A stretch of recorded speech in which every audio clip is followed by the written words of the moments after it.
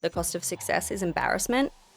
But if your dream life outweighs, the negative of being embarrassed, it's worth going through the embarrassment to get to that dream state. Tell me no and I'll still find a way to figure it out. Like, I'll still get to the outcome that I'm trying to achieve. The only way to sharpen that skill set is to do it. Yep. And to start, because you can research, you can read, you can do all the strategy, but actually the action that is going to make you someone that has a podcast and speak on stage is doing it. It's not going to be enough in the future to just be good or to be even the best. You have to be the best or very, very good, and you need to be seen online. Move fast, disrupt, do cool shit, and keep on going.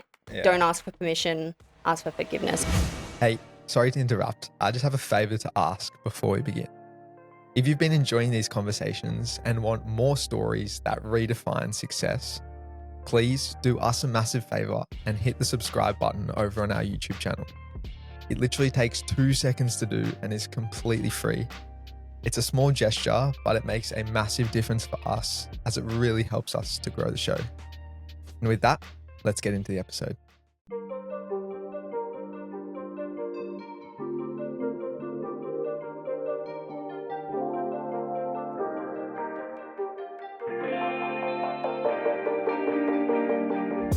All right, welcome back to the Quest for Success podcast, and thanks for tuning in once again. Today on the show, man, I've been looking forward to this one for a long, long time.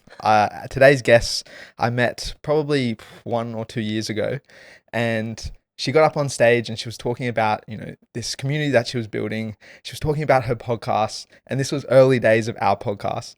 And I remember thinking, man, I hope one day we can get to the level of podcast that she's at. And so I'm really excited that we're sitting down today with Doone Roisin. Doone, thanks for joining us. Oh, thank you so much for having me. I'm so excited. So Doone, this podcast is all about success. And so I want to start with a very fundamental question. And that is, what does success actually mean to you? Whew. I had this conversation recently with a friend of mine who is a Buddhist monk priest in Japan. Wow. And we were talking about the differences of how we think about success. And, because of his faith and spirituality, we have a very different answer. And so for me, there's definitely success when it comes to, the money aspect and what money can do for you and how that can transform your life and the problems that it can solve. But I also think for me, success is really enjoying the journey, the day-to-day stuff. So we've really focused on engineering our life around lifestyle design. So how do we have a great day every day, even when it's shit? How do we get to the beach every day? How do I go for a swim twice a day? How do I have a coffee every single morning, with my dog and have a great day? To me, that is success, because I'm not in some corporate 9-to-5 slog, feeling unhappy, wishing my life away, wishing that I was at this future state. I'm actually just I'm loving the journey. And to me, I think that is really one of my core definitions or pillars around how I see success outside of the money thing, because obviously money's great. Is that the freedom that you think give you that success feeling? Yeah, I think there's definitely a link to freedom, independence, not being attached to toxic roommate, toxic job, toxic partner, toxic whatever it might be that's keeping you kind of trapped and, struggling in your just day-to-day life. I think success is feeling you wake up, you have the freedom to choose how you spend your days. You have the freedom to travel when you want to travel. You have the freedom to just do things the way that it works for you versus the system. Agency. Yeah, for sure. Agency. And for us to understand, the lady that we're sitting down with, I always love to go back to the very beginning. And so I'd love to, hear from you a bit about your early life and how you think it's shaped who you've become. Well, it looked really different to my life today. I grew up in the middle of nowhere, a tiny, tiny, tiny little side of the mountain place. I think the population of that area is 90. Wow. And, I was raised by a single mom. I was her only child. So single mom, only child sort of situation. We, when we first moved onto the property, I obviously don't remember, I was a baby, but we lived in this shed, no insulation. We lived off the land. We kind of had a very idyllic, nature-focused upbringing. My mum didn't have any money. She didn't have any education. And so I guess I grew up in the early kind of years of my life really hating that part of the story. I always felt other, Mhm. and I always felt like embarrassed that we didn't have any Yeah. money, that we Mm. were poor. And, when you talk to my mum, she's like, I've never thought of myself as poor. I've been rich in life. I Yeah. loved our life. I loved that I was able to raise you out there. And it wasn't until later in life when when I started the podcast and I was always interviewing other people. And then my audience was starting to be like, we'd love to hear your story. And I Yeah. was like, I've got nothing to tell. Like, don't have one, basically. But then when I started to reflect and think about, where I started, where I got to, where I am now, how my life changed, and the opportunities that, changed my life, those pivotal moments, I was like, oh, it's actually shifted my perception. I'm no longer embarrassed about that beginning start and then, where I was kind of growing up, where I was very other than everyone else had more and I was always wanting for more. And so I was able to look back with this like fresh lens of, wow, like what a unique, beautiful experience to have as a little kid, feral bush fairy, just being able to play and explore and just have more agency, I guess. It was a very free type of upbringing.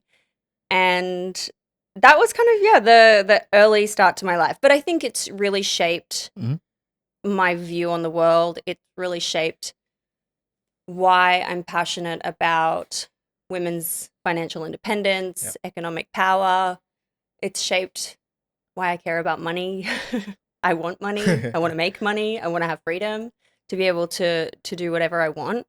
And yeah, I And, would say it has shaped a lot of my worldview. and in terms of agency, like, do you think growing up in a small town where you mentioned you were on the farm, you just got to like kind of go out and do whatever you want? Do you think that's shaped your definition of success in terms of like wanting that agency, being able to wake up and just kind of go for a swim, do whatever feels natural to you? Yeah, it probably does. I'm also, ADHD type, Yeah. well, diagnosed ADHD Yeah. personality. Self-diagnosed. So, no, like All right. Okay. psych diagnosed in my mid 30s. And so it explains a lot of the struggles that I had. It probably is in direct parallel with my upbringing being so free, but I always struggled in school. I struggled in corporate environments. I struggled with rules that didn't make sense to me. Mhm. I've always kind of had this, but why? Yeah. Why does it have to be like that? And so I grew up thinking kind of, well, I'm not very smart. I'm kind of dumb. And, why is this the way? Why does something that's so easy for everyone become really difficult for me? And, then when I got diagnosed, it was like, oh, okay, like, it's just that my brain works a little bit differently and I learned a lot about myself and how I operate. And so I think it's a combination of having a lot of freedom as a kid, um, and I guess, yeah, being able to do what you want, plus the way that my brain is Yeah, actually built yeah. and engineered. Yeah. So, Doone, as a kid, you had any interest? You thought I wanted to become maybe ballerina or something like that? No.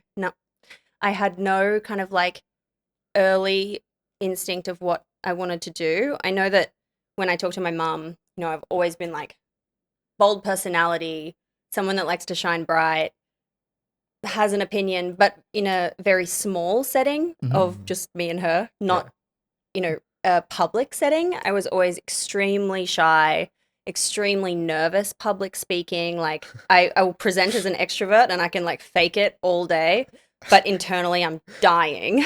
And so I didn't really have any kind of career ambitions. I was lucky enough that my paternal grandparents gave me the opportunity to go to boarding school. Uh-huh. So it was really the moment that changed my life because I probably would have finished school in grade 10. We'd moved to like a smaller town. When I was little, I was, the only person in my grade for a couple of years. It was 20 kids in the school. We moved to a small town. I think there was like a few hundred people there or 1,000 people or something. And that, gave me the opportunity to be more social and socialized with other kids my own age and things like that. And that school finished in grade 10. And so then my paternal grandparents gave me the chance to finish school in Brisbane for 11 and 12. And that's where I really kind of like saw the world differently. I saw what education can do. I saw what, money can do and how it can get you to different places. But I still didn't really know what I wanted to do, because at that time, the career kind of career counselor or whatever, your options were like, be a teacher, be a lawyer, go to uni and do this thing. Yeah. And I was like, oh my God, I hate studying. I hate being in a classroom. Like this sucks. And, I did go to uni, but I dropped out first semester. Wasn't for me. And I didn't have I couldn't see my Yeah. pathway. I didn't know what to do. And I remember in grade 12, I was really like, I wonder how you work in magazines. Like, I wonder what it means to work at Harper's Bazaar. What does it mean to be like an editor there? And I had this like scrapbook kind of thing that I had on my wall. And I was like, I want to work in fashion, but I don't know anything about it. I don't know anyone who has a career in fashion. Just don't know nothing. No clue what the pathway is. But I kind of had that smidge of an interest. And then fast forward to my early 20s, I had been told about this company that was starting in Australia. And at the time, it was 2011. We didn't shop online at that time. Mhm. And I had been interning for like a board shorts brand company. And he was like, I know the buyer at this company that's just started. I think it's going to be a big deal. Yeah. And I lived in Brisbane. It was here. And I was like, great. I'd just broken up with my boyfriend. I was like, I'm going to move to Sydney. Packed my shit. 3 weeks later, I'm in Sydney, and I'd transferred like the admin job that I had. And I was like, I'm going to get an internship and I'm going to work at that fashion company, because that's what I'm going to, Yeah. that's going to be my entrance to fashion. And that tiny little thing was actually the Iconic. And so the Iconic Wow. was a funded startup, but operated very scrappy. And it was my first introduction to what it meant to be a startup. Yeah. The word entrepreneur, the word startup, what any of that world meant. And I didn't know it at the time, and I didn't know like, oh, I want to build something like this. But Yeah. I had the feeling of like, again, we had no rules. It was fucking wild. And like, it was just scrappy and fun and first principles building, and just like move fast, disrupt, Yeah. do cool shit, and like keep on going. Yeah. Don't ask for permission, ask for forgiveness Yeah. or whatever it is.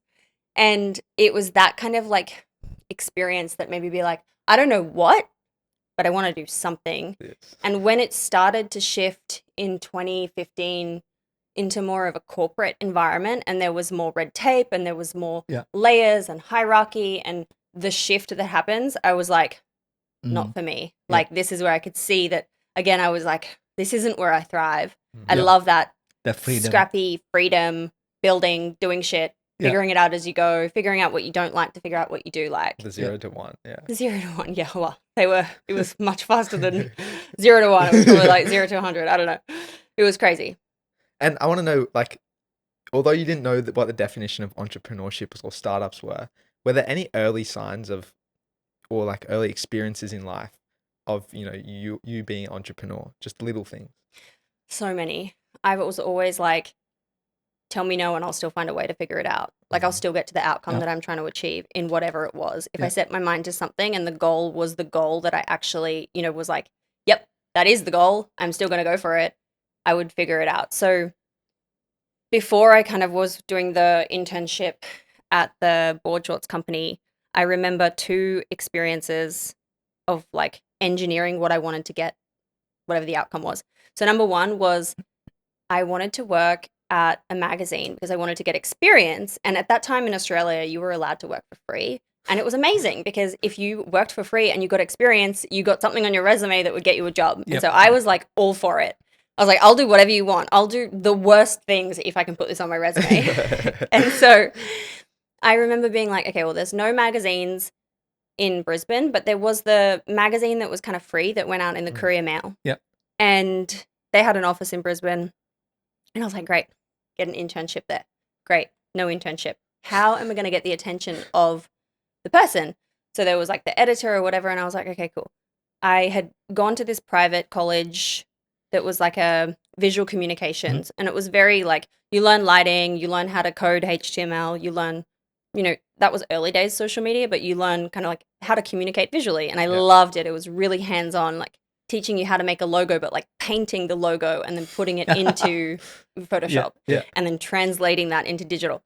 And it was just like so cool. So I went to my local nursery. I got a thyme herb and I put it in this little cute pot plant and I put my business card in there that had my like website version 1, and I wrote something like, could I have a minute of your time?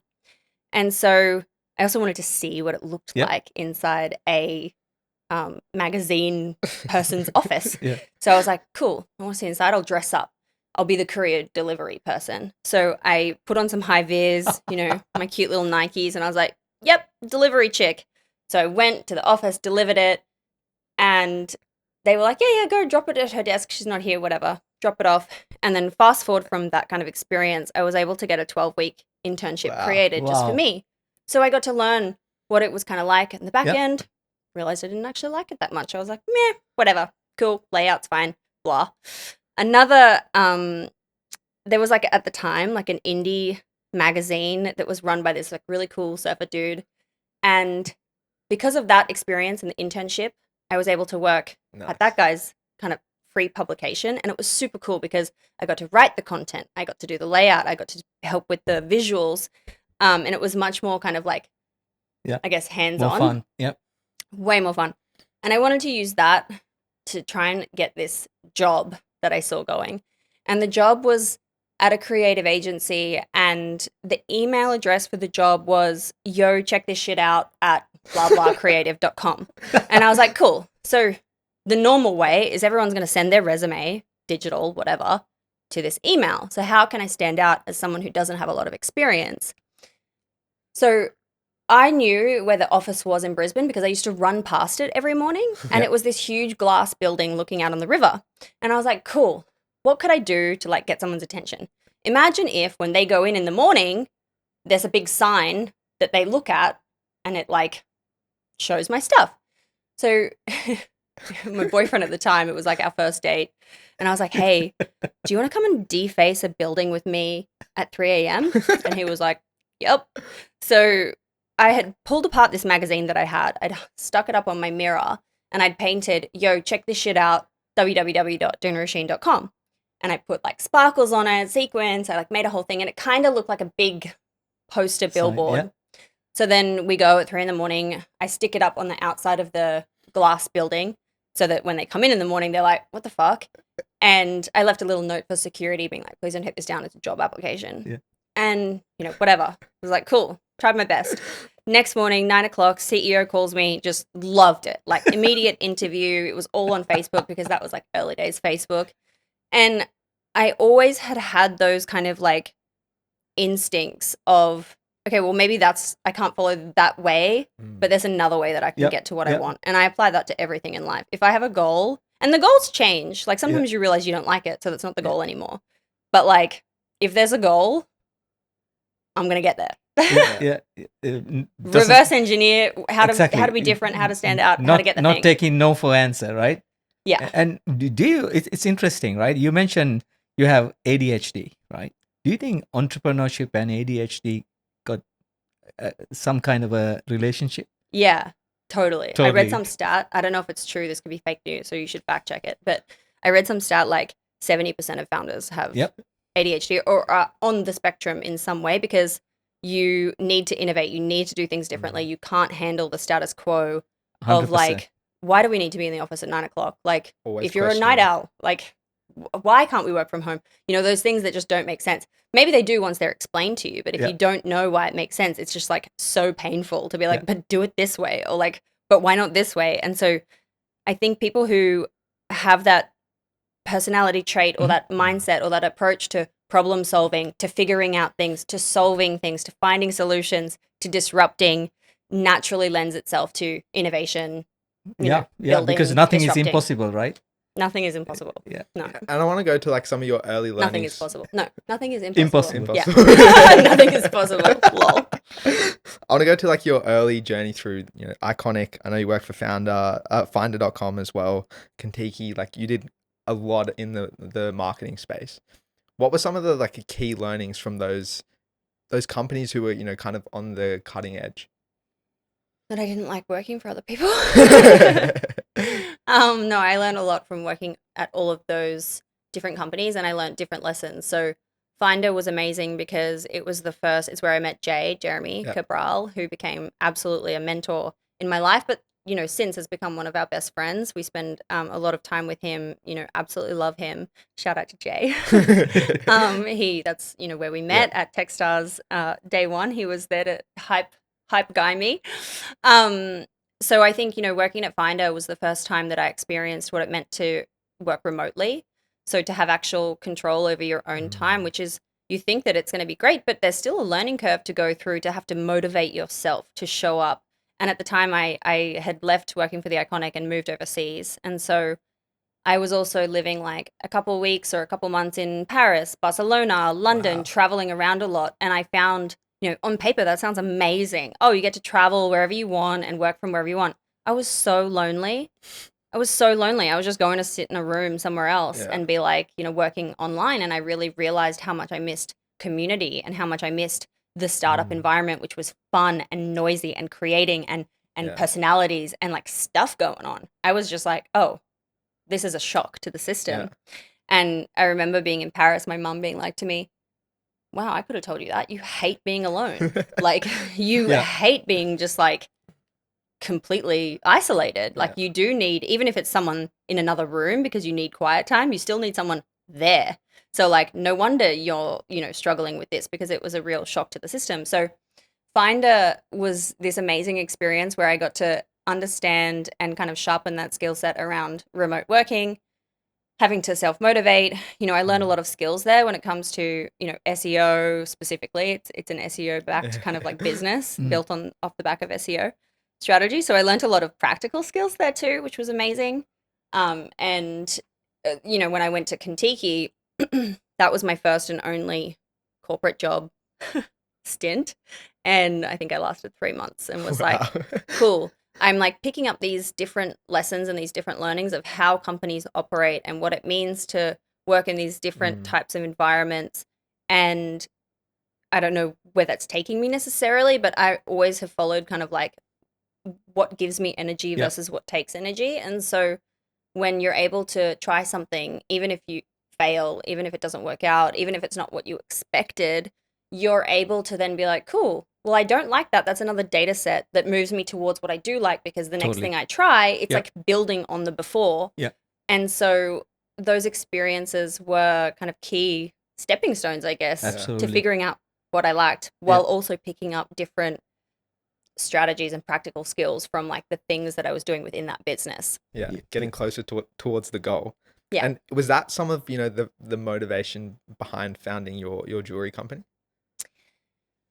Well, before I started the jewelry company, I met my now husband. So he was building a software company at the time, and I didn't love working the corporate life. And so when we met, he was like, I'll sponsor you. Like, great. We need to set up a content arm of the business, and the agency model will fund the development of the tech. And you're good at content, you're good at social, you've got all these relationships that you can like deliver projects on. Like, why don't you do that? And I was like, hell yeah. And that was kind of like the beginning of being like, okay, cool. We've now learned all these different things in these different parts of the journey, and I can package that into something that we can build together. And so it was amazing, because we would have like 10 employees coming. I mean, we started dating really quickly and like had moved in before I even finished my other job, but it worked out. Obviously, we had like 10 people coming every day to our 1-bedroom apartment, and we were a content agency producing like amazing projects for brands, whether it was, rebrands or designing brands from scratch or social content, whatever it was, while he was kind of building the software side. And I loved so many parts of that, but I still had this like, okay, this isn't fully it. I'm not super passionate about what I'm doing. And I remember sitting on a panel at Tech Week, and I was talking about the EIS scheme and tax benefits of moving your company from Australia to the UK. And I was like, yeah, I don't got this. Like, this is not what I want to be doing, kind of thing.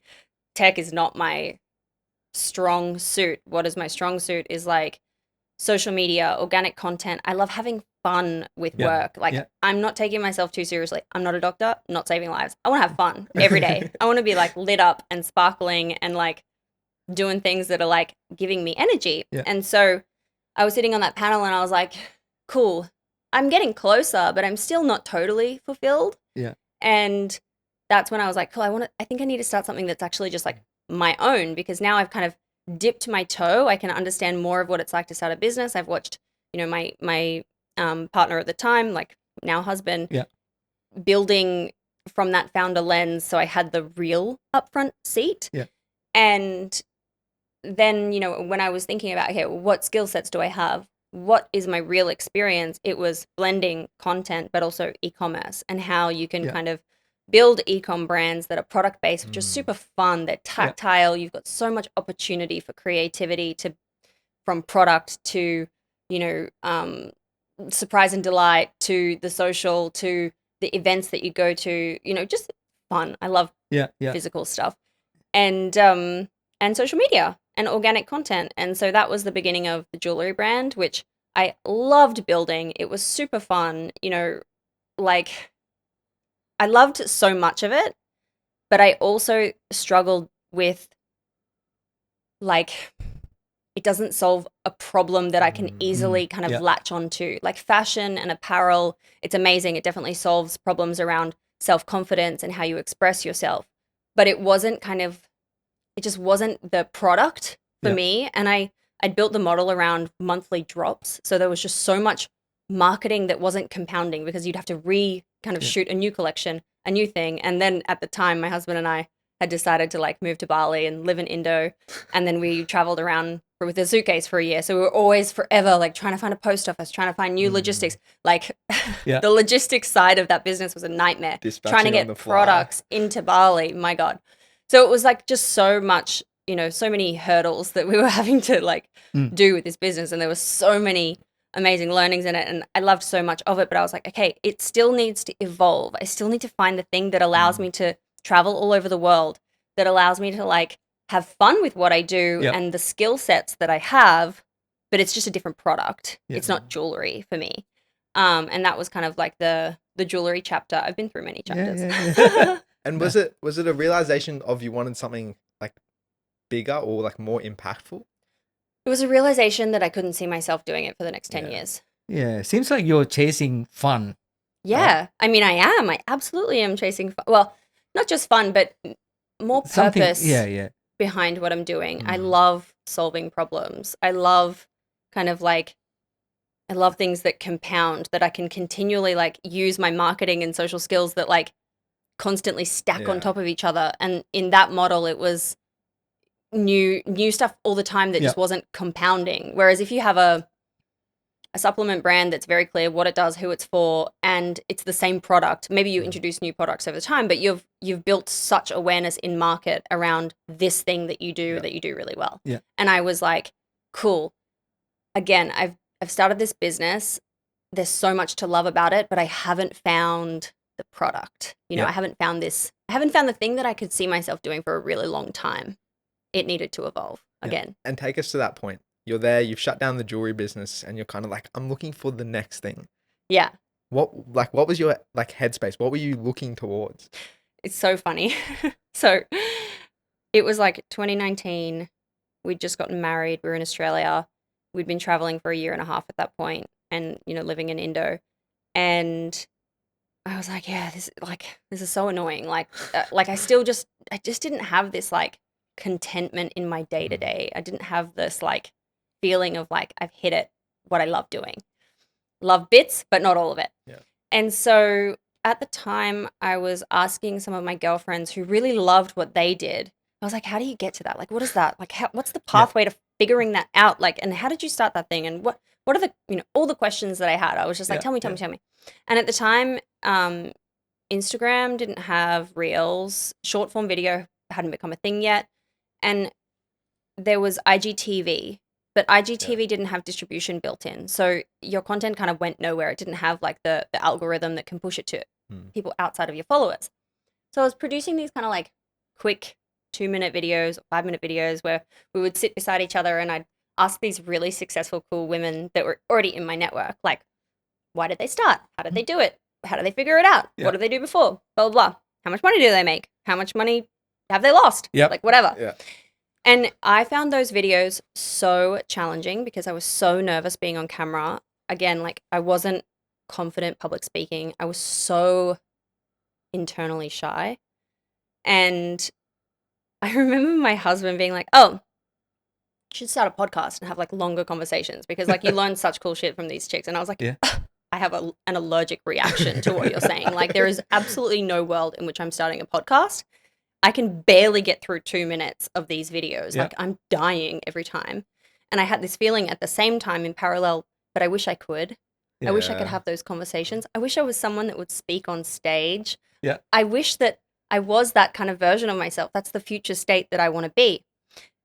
And so I was like, okay, well, the only way to sharpen that skill set is to do it. Yep. And to start, because you can research, you can read, you can do all the strategy, but actually the action that is going to make you someone that has a podcast and speak Yep. on stage is doing it. Mhm. So I started the podcast and we'd traveled to Paris. We had gotten to the UK for 2 weeks for my best friend's wedding and we were moving back to Australia. And I think we were going via the US. We were going to go to the US for a couple of months and come back to Australia. So my goal was, okay, cool, I'm going to film these episodes in real life. I'd filmed some in Australia. I'd filmed some in Paris. I was doing some in the UK. Like maybe I'm saying some. It was probably like one. Yeah. And I'm going to like film one in the US, like one per month kind of Yeah. thing. And then I will move back to Australia. It was March 2020. Pandemic hits and everything shuts down basically. And, you know, filming a podcast in person, as you know, is like a lot of work to bring, you know, all these things and to manage the videos, whatever. So it was actually the best because everything Yep. went online and I was like, oh, Perfect. it got real easy to have a Zoom call that you could record and that was your podcast. So it removed all this friction that I had. And so it was March 2020, pandemic hits, no one needs jewelry in this moment, the world's freaking out.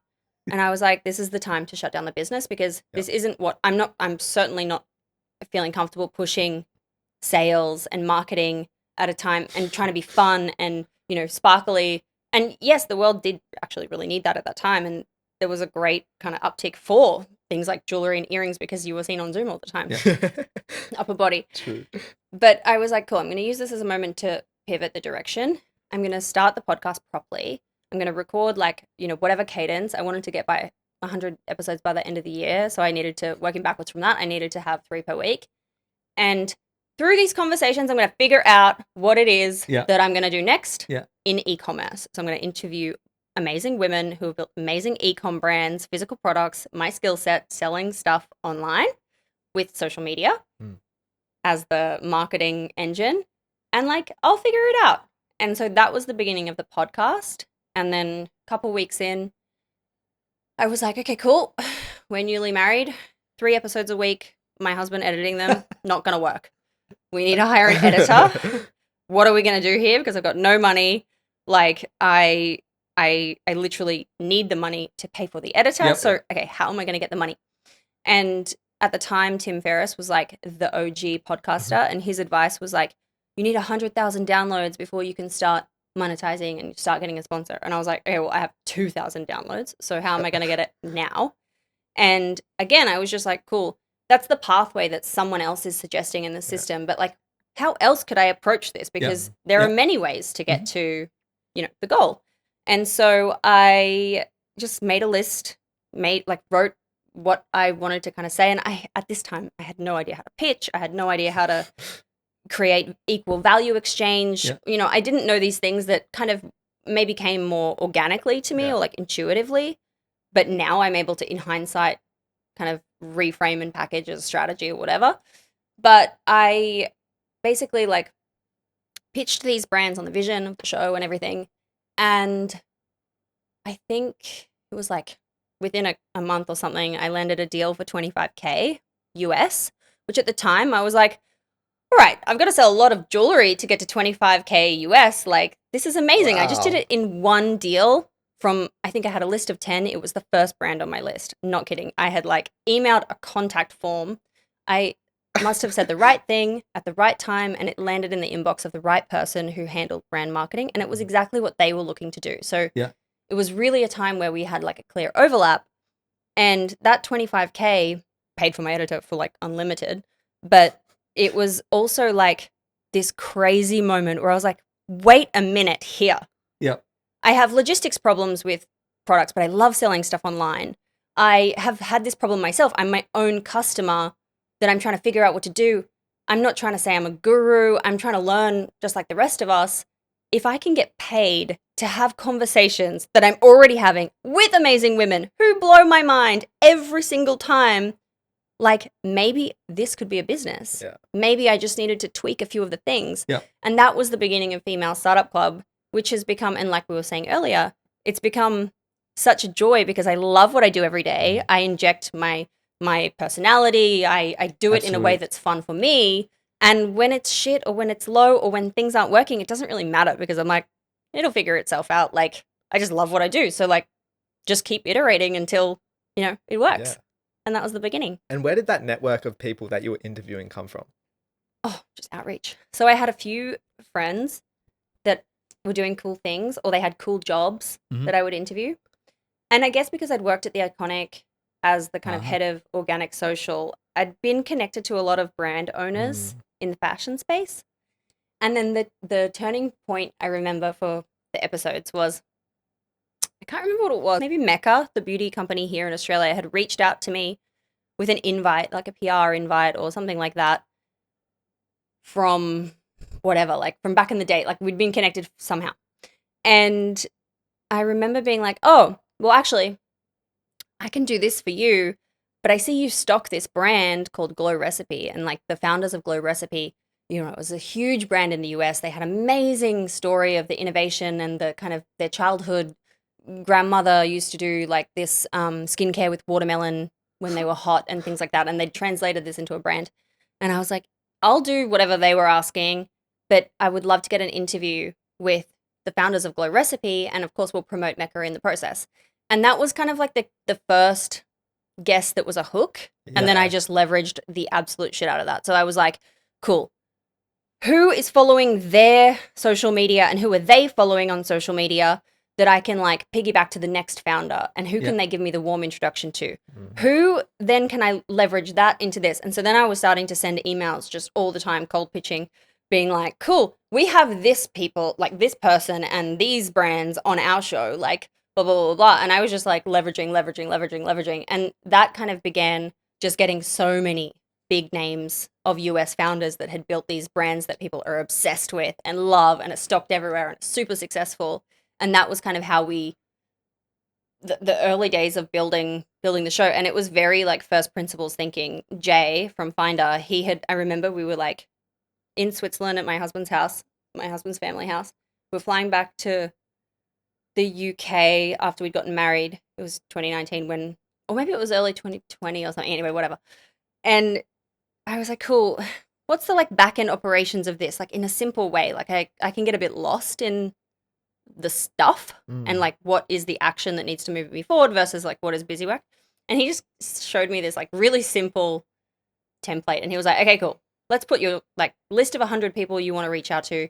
Let's put all their contact details in and like, let's just work through the list. Like, let's email them and be like, cool, whatever. And so I just used that ongoing as my thing and would just like follow my list, work through it, leverage. And like, that was the beginning of the podcast. Yeah. Now you've done over 700 published episodes. Yeah. And any special one come to your mind, like out of all that, like, saying, wow, I can't believe that I've done this. I love the episode with Juru. I've interviewed her twice and we've been lucky enough to meet up in a couple of different cities around the world since. And she started her brand. She was an exec at L'Oreal. She saw a gap in the market from Korean skincare that wasn't available in the US. She brought pimple patches to the US. All All right. So we know pimple patches now, but Korean skincare, they've been doing that stuff for ages. They're very innovative in, beauty and treatments and things like that. So she started that brand. She proved it out. She is just an absolute weapon. And she raised a little bit of capital, like, at some point, maybe a year or two in. And then within a really short period of time, maybe like 5 years or 7 years, she was able to sell that business for $650 million with limited capital raised, like pretty good exit. Yeah. Still works as the CEO, like just amazing story. So I think when I hear those sorts of stories, it's so important to see role models. It's so important to see, oh, she did it. I can do it. Yep. Why not me? Why not? Everything's open to everyone. She just tried. Yep. That's the difference. And so I loved that episode. I also loved the episode of Alison Ellsworth. She started a brand at the markets when she was heavily pregnant called Mother, and the packaging was like brown Hessian bag style. She got onto Shark Tank. She changed her brand. She sold it last year for 1.2 billion. Wow. Amazing. Amazing. Yeah. Like, I can say I've interviewed billionaires. Like, how cool is that? Yeah. That Yeah. are women Yeah. that have built their tiny little brand from tiny Yeah. little nothing Yeah. into these huge, globally recognized, incredible products. And so I love those kind of episodes, but I love all the All of it, episodes, yeah. really. 100%. Like, usually if the person's coming on the show, it's because I'm like a Excited. fangirl. Yeah. Yeah, you learn from every episode, I guess. Yeah. Yeah. One of the things that, I love doing, with this podcast is like, especially talking to people who get to, experience and talk to a lot of, a wide range of people. I'd love to know, has doing this podcast changed your perception or perspective on success? Interviewing all these like successful people? I guess it would have, for sure. I think the podcast has shown me what's possible. Mm.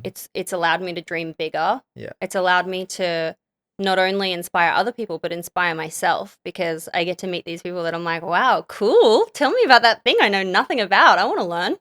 Amazing. And it's also showed me what that financial success Yeah. can give someone else. And maybe some of these founders, they haven't sold yet, so they're Yeah. still they're still in it. But it's just so interesting. And so, I don't know, when you have that agency, like you say, and you're able to build this thing that you love, and you're able to solve a real problem that you can do it really well for someone else, like, how cool is that? Yeah. You're literally changing the world for your target ICP. Yeah. And you mentioned before about role models. I think that's a really important point to touch on. As you mentioned, when you were growing up, you weren't really sure like where to go, like what to do. How important do you think it is sharing the story of these incredible female founders to act as role models for, the next generation? I think storytelling and voice is so important, because language and words is what makes change in the long term. Mhm. So being able to tell a story or tell someone else's story to show what's possible, to show the blueprint or the playbook, is like critical to someone else who is, sitting in their room thinking like, fuck, what am I going to do with my life? Yep. Like, I've got nothing.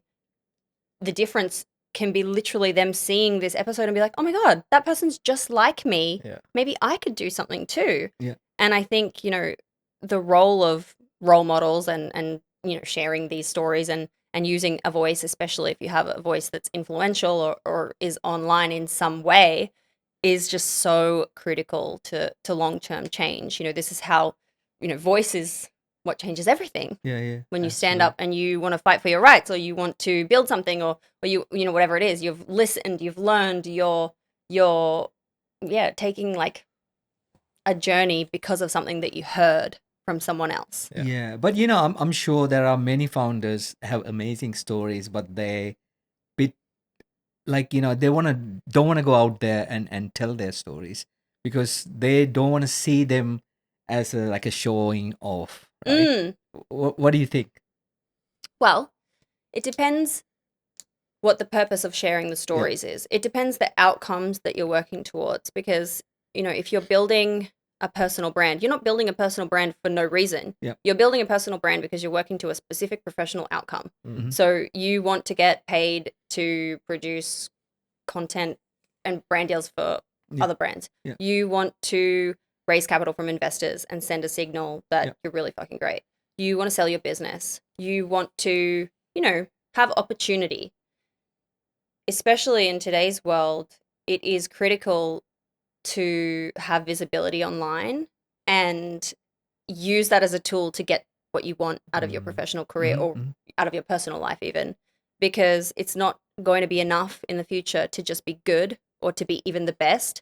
You have to be the best or very, very good, and you need to be seen online. People in this new attention economy need to know and see signals that you are someone worth listening to, that you are going to solve the problems that they have, that they should, invest money in you versus someone else that they've seen online, if they haven't seen you showing up online, posting your stories, posting your metrics, building trust over a long period of time, and they receive a cold pitch from you versus someone who they've been watching and following for years, it's a very different story to getting to a yes. Yeah. And so when you have influence, even though people think it's a dirty word, influencers, Yep. whatever, the world works on influence. Yeah.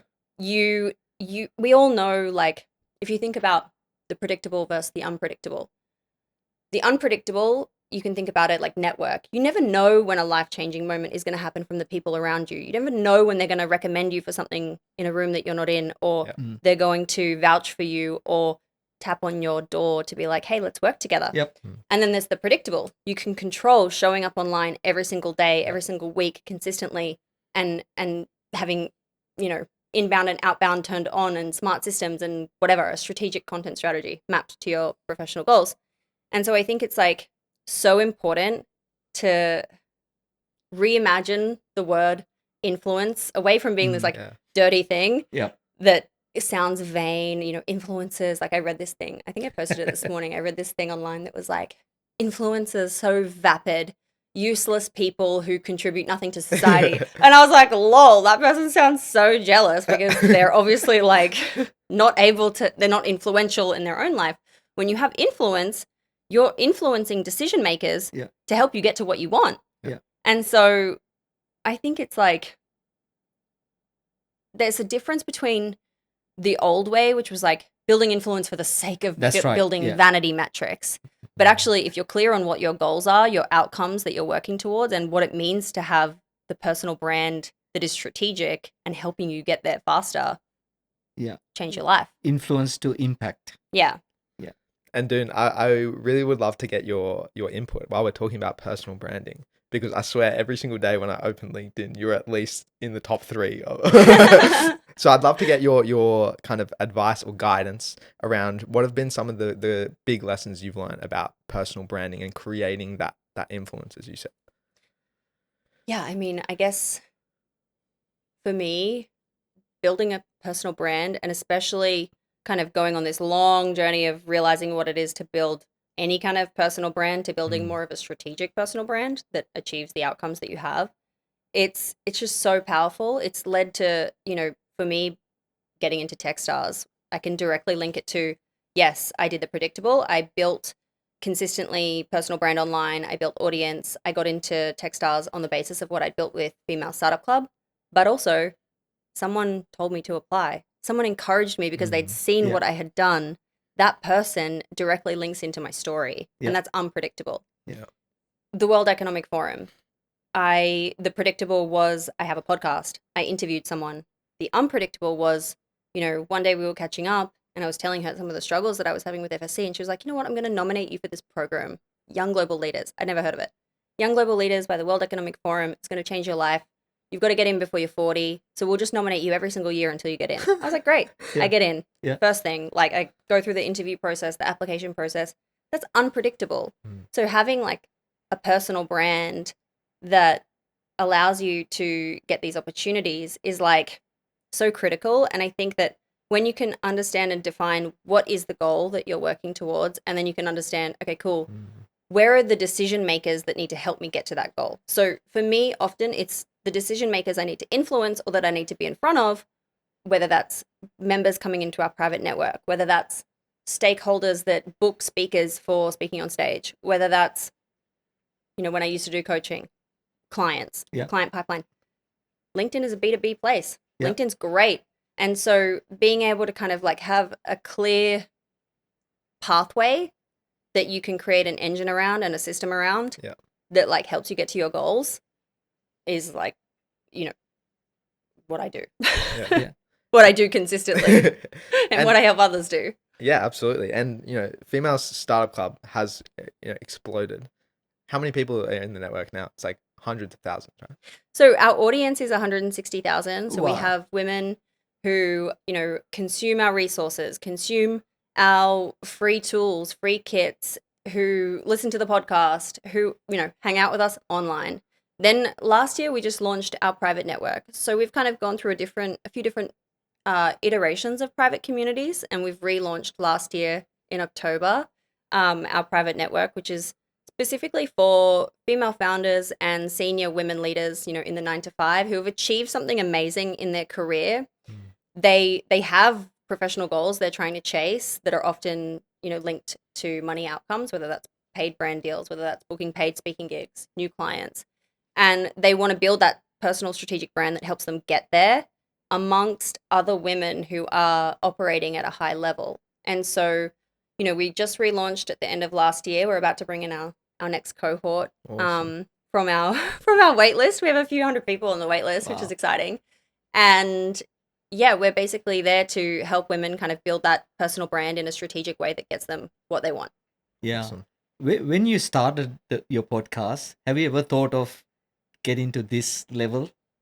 God, no.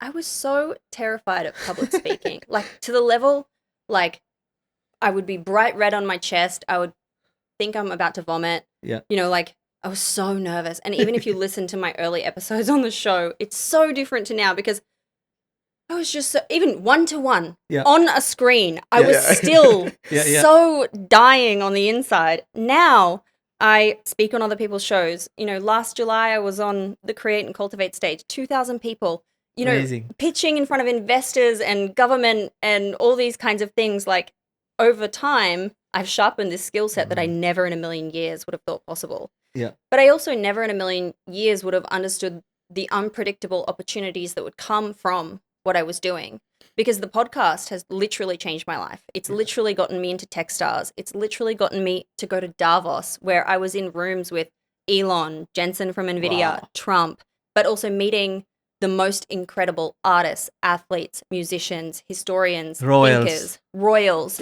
Buckingham Palace. The podcast got me into Buckingham Palace to meet the King and Queen of England. Amazing. Meeting Oprah. Like, these things are just so insane. There's no way feral little Doone in the bush thought that that's where I would end up, because it's just not even within my imagination. I was just some dumb kid that didn't really know what she wanted to do in the world and took a really long time to figure it out. And then to think about where I am now, it's like anything is possible. Anyone can do it. You've just got to try and try and try and fail and be prepared to go through the cringe and the stuff that's shit and the journey and, work towards that like dream life that you have for yourself, whatever that is. It's also important to audit yourself and understand what your dream life is. Yeah. Whatever the goal is that you want from your professional career, it's different for everyone. Yeah. And, I always say the cost of success is embarrassment. But if your dream life outweighs, the negative of being embarrassed to post online or get better at writing your stories, whatever it is, it's like, it's worth going through the embarrassment to get to that dream state, because crazy things can happen. Yeah. And throughout this journey, right? So you didn't just done a podcast, you build a community. So what are the key steps, like, when someone's starting a podcast, to focus on to create that impactful podcast? I think it's always like, what is the value you're bringing to someone else? What is the value of, the conversations that you're having, and who is it for? So really understanding, it's the same when you're building a business. Who do you serve? How do you serve them? And like, why should they listen? What is the proof that you have? And it's the same when you're doing a podcast and you're trying to build a listenership there. It's the same if you're building social media.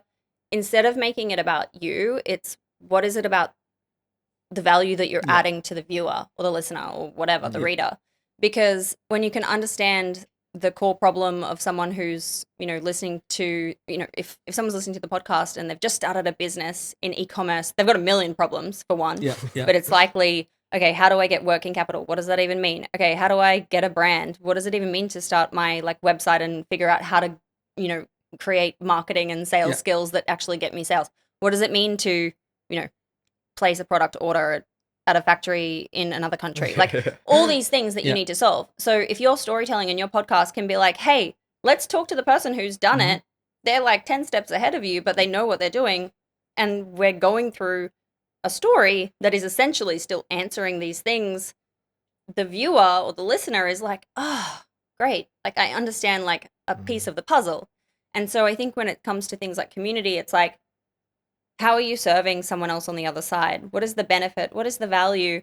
And then also just thinking about it like, you don't think about audience as hundreds of thousands of people. You think about it like, cool, these are strangers on the internet that I have a Yeah. relationship with. Yeah. So if you're wanting to build community, you take the principles of building friendships in the real world and you apply it to the community. It's the same if you're trying to pitch a brand to get something. You're not going to show up on a first date and propose. You're going to build a relationship. You're going to date. You're Yeah. going to like build Yeah. trust over time. You're going to do this. You're going to do this. You're going to tell stories, blah, blah, blah. You're going to provide value, whatever. And then you're going to understand the mutual value exchange. And then you're going to propose or pitch or ask someone to buy from you. Yeah. And I think it's like trying to just bring everything back to like a simple exercise, I guess you can do is asking yourself, instead of coming at it from like the business owner perspective or like the creative perspective, coming at it from the flip side of being like, okay, what is it like if I'm the consumer here? If I'm reading this piece of content, like, is this actually interesting? Would I even stop and read this piece of content or listen to this podcast? You know, what is the like that flip side human behavior? And when you observe your own behavior, if you are lucky enough to also be like kind of your own target customer, it's like when you observe your own behavior online or how you like to be, you know, asked for something or whatever, it's like oftentimes you're like, oh, okay. Yeah. Like if I just flip it, I can understand how I need to do it from the other side because that's weird if I did that, or that sucks, or that's boring, or whatever it is. Yeah, very good advice. Yeah. And I want to know, like, given that you've got over 160,000, women in your network, do you ever stop and like think about the impact that you're having, or are there any like stories of, people in your community being like basically turning their life around because of, the value that you're adding? It's so funny to me. Like sometimes I'll have people come up to me on the street, which is like crazy to me that someone recognizes me. I'm like, what? I'm just this tiny little, person on the internet that's like in, a pretty specific niche. Like women in business is much smaller than, broad business and, it's dominated by men, like really. And so to me, when someone stops me on the street and is like, oh my God, I follow you on blah, or I bought your book or whatever, I'm like, you shut up. No way. And when I was in Davos, I had a lot of people who I would meet and we'd be chatting and they would be like, I already follow you. Like, I already know who you are. Wow. And I would be like, that is so crazy. And they would tell me like a story. This one guy, he was telling me his younger sister wanted to start a startup. So he's like, I know you. I recognize your name because it's obviously weird. And like my younger sister listens to your podcast because she's starting a business. And like, how cool is that? Or I met up with this woman. She's a managing director at, is it Deloitte? No, McKinsey. And I was like, she'd asked me to go for a glass of wine. We went for a glass of wine. And I was like, so like, how did we get here? Like, how'd you come across me? And she's like, oh, my 14-year-old daughter listens to your podcast. Wow. And I was like, shut up, 14? Like, that's so young. How amazing. Yeah. How cool to be somehow in the ears of young women who are already feeling ambitious, that they want to start something, whatever that might be. And then I think the other thing on a more practical level is, within our network, someone might join the network. They've achieved amazing things. They've done crazy stuff in their career, but they just haven't been able to package that and position that expertise and their intellectual property in a way online that gets them to their outcome. And so there's this member that we just posted this, she didn't have kind of the whole marketing and funnel kind of, education yet. She was like going through the journey. And we posted this thing on LinkedIn. I was just showing her, I'd seen her post something and I was like, hey, this is how I would post it. I'm going to post it on my channel. Posted it on my channel using like a bit of a tweak on what it was. The post went insanely viral. She had 700 leads, booked sales calls. Like she had hundreds of new connections that like hit her, personal brand growth target a month into the year that she'd given herself a whole year.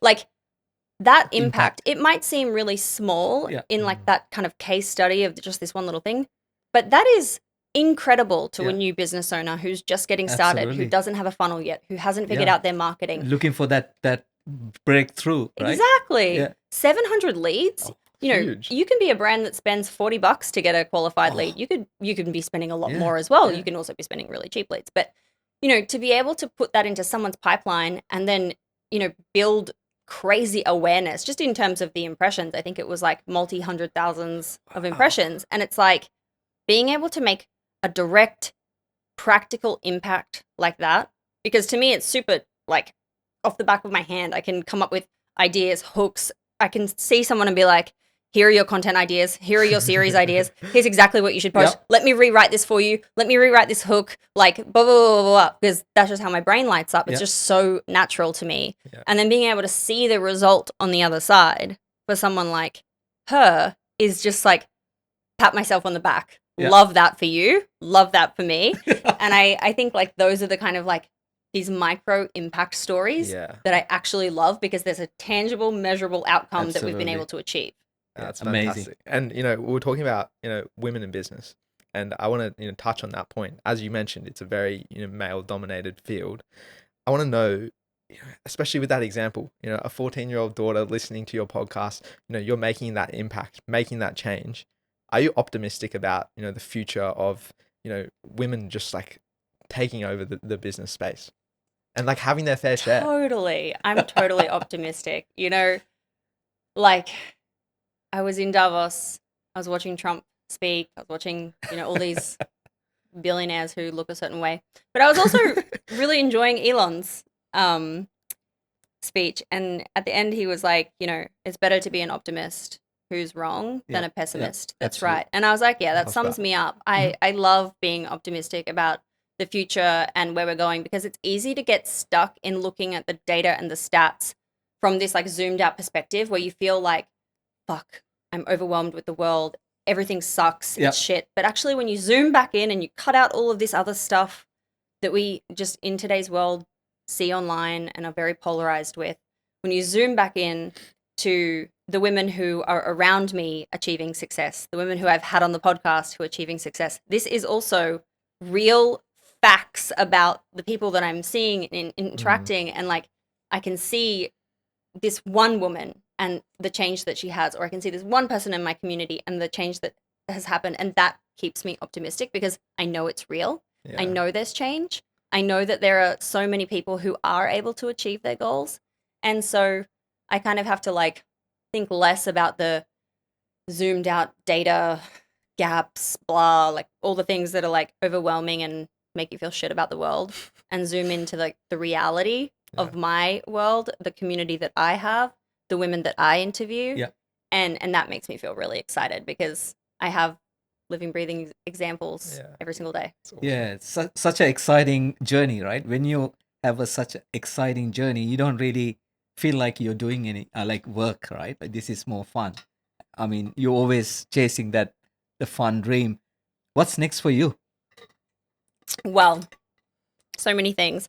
I mean, also, I think it's easy to look at people online when they've figured something out and think, oh my God, overnight success. Yeah. Yeah. I've been building my career for 15 years. I've gone 100%. through plenty of ups and downs. I just know how to tell a good story and look at the positive side of things, like, and keep going. Yeah. So it's always like, just remember that when you see someone online that it feels like they've finally, had this huge blow up moment, it's like, don't worry, there's at least a decade behind, maybe 20, Yeah. whatever, maybe 40 years behind of that person getting to where they are now.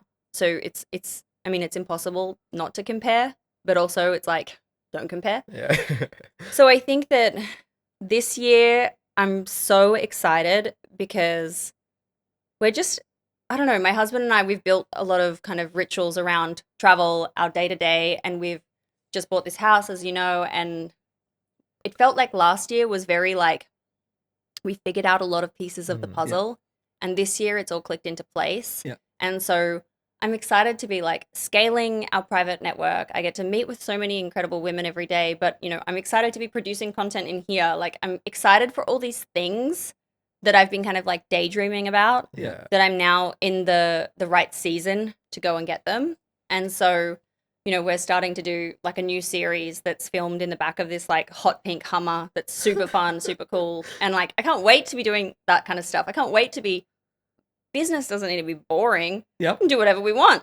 Yeah. I want to do it in a Hummer. Great. Let's go get that pink Hummer. It's like really cool. And so I'm excited to like bring these ideas to life that I've just been kind of like noodling on. And last year buying the house, and I had a lot of health things going on and like whatever. It was like, it was more of a year of sorting things out. And this is the year of like, cool, let's do it.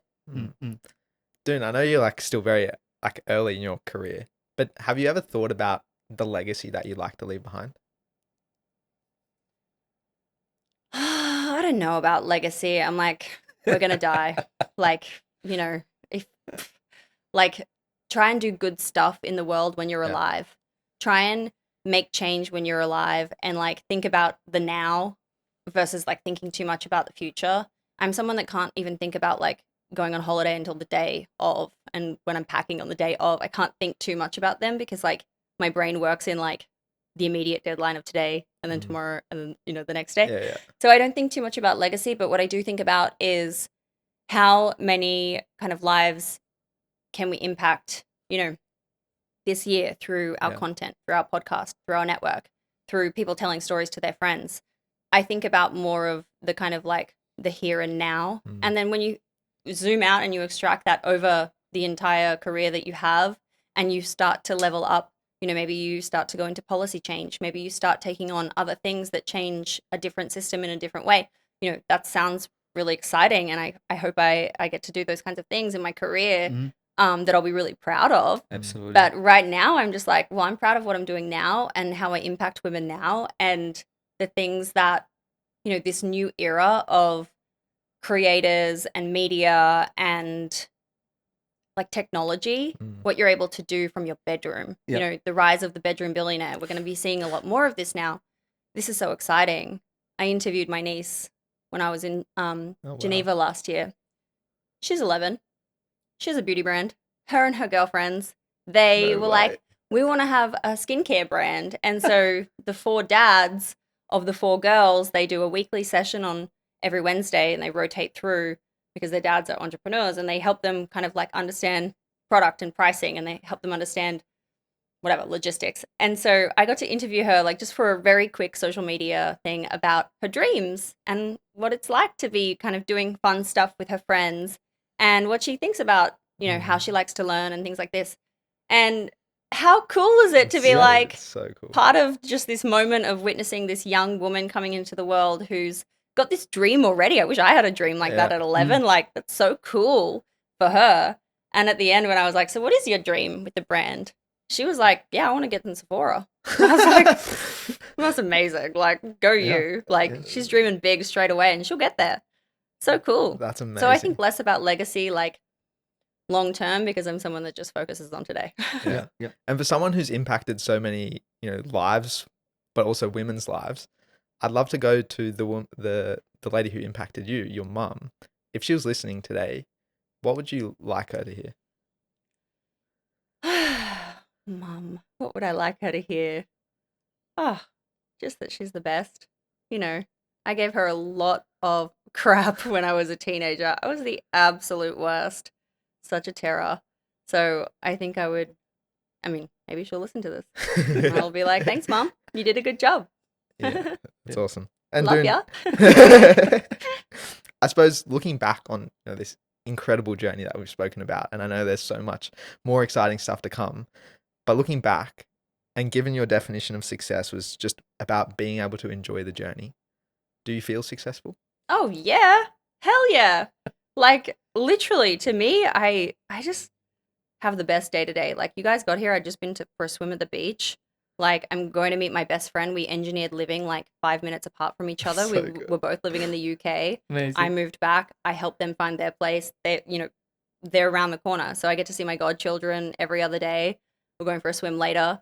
Like, Life is Life's good. good. life is good. And like, yeah, like there's, you know, money pressure is always a thing. You want to earn the money that you need to earn to be able to sustain your lifestyle or to unlock a new goal, whatever it is. But it's also like, it's so cool when it's not the number one thing that you need to solve for, because it sucks. And I've been there when you're desperate to earn the money to put a roof over your head, to eat food, to cover the basic essentials that you need to be an independent person and not trapped in some kind of toxic relationship, job, roommate situation.